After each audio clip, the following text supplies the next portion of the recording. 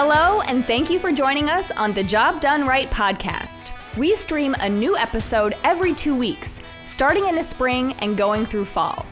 Our goal is to provide useful advice on controlling weeds and insects and growing forage, grass, and wildlife food plots. If you find Job Done Right useful, we hope you'll subscribe, share it with your friends, and let us know your thoughts. We make new episodes based on your input, so voice your opinion. Our guest today is retired University of Georgia Extension Director, Lannie Lanier. Lannie spent 35 years educating Georgia residents about gardening, farming, animal nutrition, and many other topics. Today, Lannie shares his advice on timber management. Whether you're managing timber for wildlife, as a revenue stream, or for some other reason, there's much to know to get the most for your dollars and time. Welcome back to the podcast, Lannie. It's great to see you again. It's good to be here, and thank you very much for having me again. Well, today our topic is timber management. There's a great need right now for quality info about how to sell timber or manage timber stands. Now, I know one thing you are a believer in is forestry consultants. Can you talk a little bit about that? Who needs one? Someone just starting out, or maybe someone that's been doing it a while and not seeing much success? I think practically everyone needs to use a forestry consultant if they are going to have or even thinking about having a timber sale. Most people sell timber once, maybe twice in their lifetime, and they never develop the skill set that's necessary to conduct a timber sale. I know, and I have friends who have PhDs in forestry productivity, and they hire consultants to do their personal sales. It's a very unique skill set, and it's a very specific skill set, and it changes rapidly. It changes monthly or weekly. And only someone that's in the business and close to the business will be able to do that. And I just would not recommend going into a timber sale without being properly prepared. It's like going to court without a lawyer. It's just something that you don't want to do. So practically everyone needs a consultant. It will be a very rare circumstance. Would I recommend someone to go into a timber sale without a consultant? It's just something that you need to do. It needs to be a slam dunk thing. Sure. So can you talk about some of the main benefits of having a forestry consultant? Like what are they going to help with?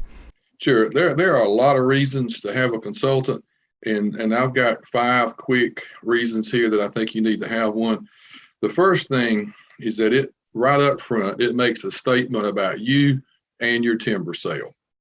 The first thing it does is that it says that you know what you have and you know what it's worth.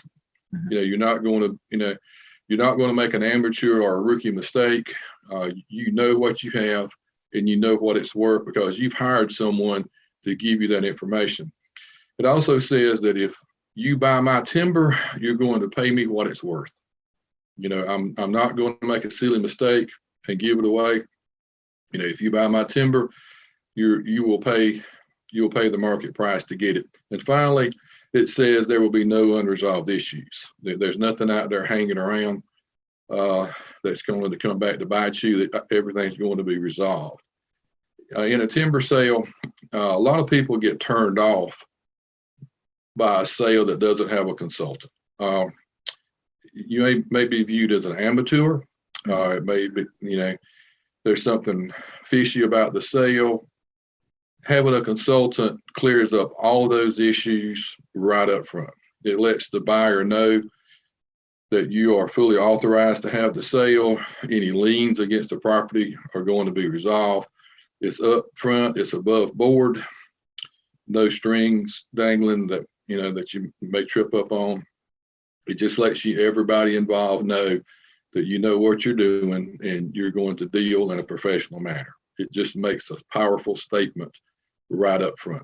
Number 2, when you deal with a consultant, and when I say consultant, I mean a person with an RF, registered forester number beside their name, licensed to practice in your state. So every consultant's not the same. You want a registered forester with a number. That's very important. Okay. And that's for income tax purposes. There are some very specific things about income taxes that a consultant can help you with greatly. One is if you inherited property sometime in the past. Just for example, If you inherited property in 2010 and you want to sell the timber in 2022, question is, if you sell that timber in 2022, do you pay income tax on the full amount of the sale, or just the increase from the time you inherited the property until you sell it? Well, the answer is you pay tax on the growth from the date you acquired it till the date you sell it, not the full value of the sale, because if you inherited the property, we're assuming that any taxes that may have been due were paid and the estate's been sold properly. So a registered forester is someone who can give you that number. Also, if you inherit property right now, first thing you need to do is get you a consultant and have him make a determination of what the value of the timber is now. So when you do get ready to sell it, you won't have to go through this process. But what they can do is that they can take the amount of your sale. They can take the saw timber, the pulpwood, the poles, the hardwood, whatever products that you sold, and they have the value of it at the time of the sale. They can go to their charts and tables and graphs and databases and project backwards and come up with a number that is approximately what the value of the timber was on the date that you acquired it. Okay. And your CPA will accept that number. And more importantly, the IRS will accept that number. Mm-hmm. So this one item right here will pay for whatever the consultant's fee is, being able to save you a huge amount of money on income taxes. Yeah. At the time you make the sale. That's very important and it's often overlooked. A consultant would also know who's buying what product. He will inventory your property, have a number of what you have, saw timber, poles, pulp, hardwoods, whatever, and he or she will aggressively market your timber to the right buyers.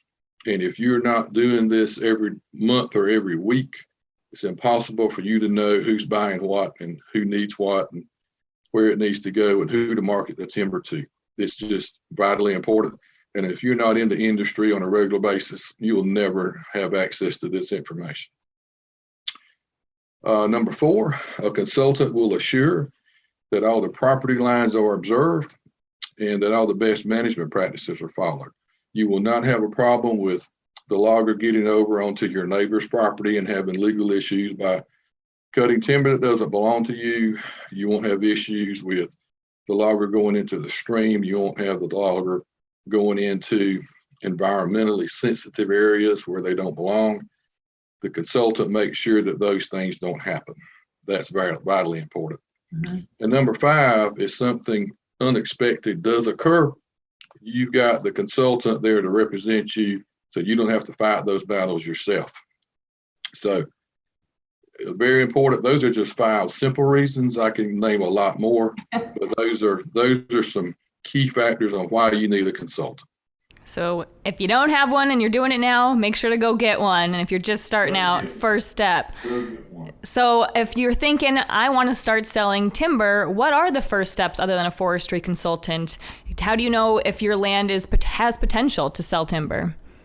Well, the first thing I would do, and this is free, is to go to your website, go to Google or your search engine and find your state forestry commission and look up who your district forester is or your county forester.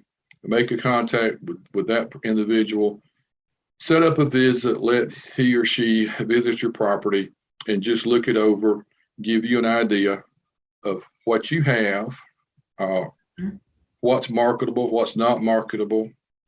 If it's not marketable, how long? Are you 5 years out from a sale? Are you 2 years out from a sale? But just to get pointed in the right direction. And also ask for the names of some reputable consulting foresters in the area, and you can start making some contacts. Now, one thing we haven't talked about is that if you are out of state or if you are an absentee landowner, and a lot of people are, you may live 100 miles or 1,000 miles away from the timber. This is an important step. Maybe you can have some meetings virtually with your district forester, and just get an idea of what you have, and then start looking for a consultant. But the Forestry Commission in most states are very helpful. Their services are you've already paid when you pay your taxes. So take advantage of that. They can give you some good background information and point you in the right direction. Now, your commission forester is not going to conduct a sale for you, and they're not going to do the things that a consultant will do. That's not their job. They don't have time for that. You got one person covering, multiple counties. They just don't have time to develop these plans like this. But they can point you in the right direction, give you some really good basic information, and get you started. At least you'll know if you're ready for a sale or not ready for a sale, and then they can help you a great deal. Do you have any other tips for landowners when it comes to finding a consulting forester? Is this something they can find resources for online, or how do they find one, or how do they select one that's going to be right for them? First place to look would be your state forestry association, and every state should have one. In Georgia, we have a very good one. And this is the Trade Industry Association for the forestry industry. And all your consulting foresters should be a member. Timber buying companies should be a member. You can get a directory of who your members are. Look through that, find some in your area. That's a place to start. A better place to start is to ask some of your neighbors, people who have had timber sales. Word of mouth is always the best. And these timber consultants thrive on a good reputation. Their reputation is their calling card. That's their business is their reputation. If they get bad reviews, or if they have some landowners who have bad experiences, that's really bad for their business, because they want satisfied customers. So word of mouth from other satisfied clients is super important. And another thing that you might do is call your certified public accountant. You call your CPA, because a timber sale always generates, tax liabilities, and you will need to be working hand in hand with your CPA on this timber sale. And the CPA has other clients like you who have timber, and over time they develop relationships with a number of good people of integrity in the forestry business who they trust, who they could recommend to you. And your CPA would be a great source to go to get a good recommendation on a forester. So, some of those places will lead you to a good forester, and mainly is to invest your time before you invest your money. Do some research, ask some questions. If you narrow it down to 2 or 3 consultants that you like, talk to them just like you talk to any other professional, and select the one that you feel the most comfortable with, and the one that you think has the most expertise in your specific timber sale. Sure, that's great to know. Now, for somebody that wants to start selling timber, what kind of financial return can they expect? Are people getting rich doing this? No. Typically, no, you're not getting rich doing this unless you're, John Dutton on Yellowstone with 500,000 acres, maybe. No. But typically what you can expect from a timber sale is not what you might think. Let me give you some numbers. The first thing off the bat that you have to pay will be your consultant fee. Now, in this part of the world where we are in Georgia, the numbers are around 6%. Okay. Now, in different parts of the country, I can't say what it may be in the Midwest or another part of the country, but in the Southeast and South Georgia, 6% is a ballpark number that's probably going to be an average. Smaller sales will require a higher commission, or larger sales will be less. It's just because of the volume of dollars that you're dealing with. But we'll throw it out to be 6% is just the ballpark number. And then you have taxes, and everybody pays taxes. So if you're in the 15% capital gains, and then the great state of Georgia charges 7% capital gains, and then in Georgia, the county governments take about 2 to 3. So we'll average at 3% to the county. So we're paying 15 to the feds, 7 to the state, 3 to the county. So you need to set aside 25% right off the bat to pay your taxes, in addition to the 6% that we're paying to our consultant. And then if it is a clear cut, you need to make a provision for replanting. And that can be as much as 30 to 35%. Oh, wow. Of your volume. It depends on what you need. You may need bulldozer work for site prep. You may need chemical herbicides for weed control or to kill off everything else. And then you'll need to cut your fire breaks, and then you'll burn, and then you'll pay for the trees. And then typically you may have either a mechanical plant, or you can get some good crews to come in and do hand planting. But if it is a clear cut and you've got a lot of site prep and herbicides and hand planting to do, you can easily do $300, $400 an acre to get that replanted. So, depending on what the volume of your sale was, it does get expensive. Mm-hmm. So bottom line is between taxes, your consultant, and a replant fee, you can have about 60% of your sale going to pay those things. And then that leaves you about 40% for yourself. Sure. So do you get rich? No. Now, if you're in a situation where you thinned and you don't have a replant expense, yes, you can pocket a higher percentage of your gross sale, but the reforestation part is very expensive, and that needs to be done. So when you get your money, don't go spending heavily. Put your money in a savings account, set it aside, and then when the bills come due, you'll have money to pay it. And then after everyone else gets paid, what's left over can be yours. That's a great tip. Well, Lannie, thanks so much for spending some time with us today and just really scratching the surface when it comes to timber sales. We appreciate it. Yeah, and there's so much information out there that you need to look at. If you're a landowner and you're contemplating a timber sale, again, invest your time before you invest your money. Mm-hmm. There are a lot of webinars available. There are resources online. You can spend hours and hours watching some forestry production videos that are posted online. I found a lot of resources available, but nothing beats word of mouth. Nothing beats being local. Join your local forestry association in your state. Find out when the meetings are. Find out when some seminars or conferences are. Invest your time. Go to some of these events. Educate yourself on having a timber sale. What we've talked about in the last 10 minutes is just scratching the surface of it. Mm-hmm. All my goal is today is to point you in the right direction, to give you some good basic information so you can make an educated and informed decision. Don't go into it without being armed. And like I said, don't go to court without a lawyer. That is great advice. Yep. So get a forestry consultant and, really look into it and do your research. We appreciate you so much. Thank you very much for letting me be here.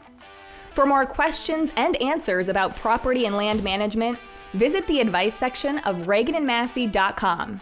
You can also visit the Ragan and Massey channel on YouTube for dozens of informative videos. Make sure to subscribe to the Job Done Right podcast and tell your friends. If you have questions you'd like answered on the podcast, please share them with us through RaganandMassey.com or on social media. Thanks for joining us, and we'll see you next time on the Job Done Right podcast.